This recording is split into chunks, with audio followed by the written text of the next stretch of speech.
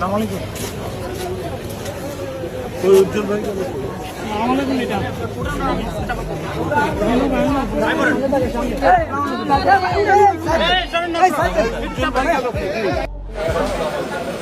Sir আসসালামু আলাইকুম।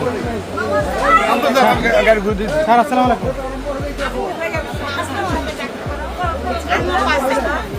বাবু ভাই, এই যে বাবু ভাই।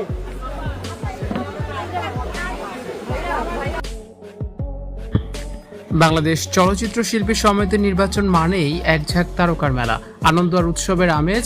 তবে এবারে নির্বাচনে ভোট দিতে এসে অনাকাঙ্ক্ষিত ঘটনার জন্ম দিয়েছেন ঢাকায় চলচ্চিত্রের বরেণ্য ও কিংবদন্তি অভিনেতা আলমগীর, যাকে কেন্দ্র করে সামাজিক যোগাযোগ মাধ্যমে এখন বইছে সমালোচনার ঝড়।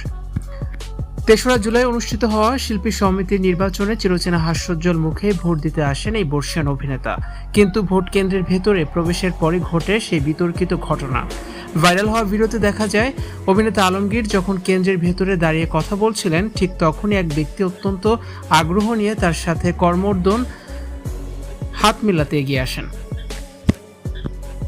কিন্তু সবাইকে অবাক করে দিয়ে প্রবীণ এই অভিনেতা সেই ব্যক্তির দিকে না তাকিয়ে অত্যন্ত ঠান্ডা মাথায় তার হাতটি সরিয়ে নেয় এবং হাত মেলাতে অস্বীকৃতি জানায়। এমনকি তাকে সালাম দিলেও সেই সালামের উত্তরও তিনি কাউকে দেননি। পাশে দাঁড়িয়ে থাকা অন্যান্যদের মুখেও তখন এক মুহূর্তের জন্য বিস্ময়ের ছাপ দেখা যায়। ভিডিওটি সামাজিক যোগাযোগ মাধ্যমে ছড়িয়ে পড়ার পরপরই শুরু হয় তুমুল বিতর্ক। নেটিজেনদের একাংশ এই ঘটনাটিকে আলমগীরের চরম অহংকার এবং উদ্ধত আচরণ বলে অভিহিত করছেন।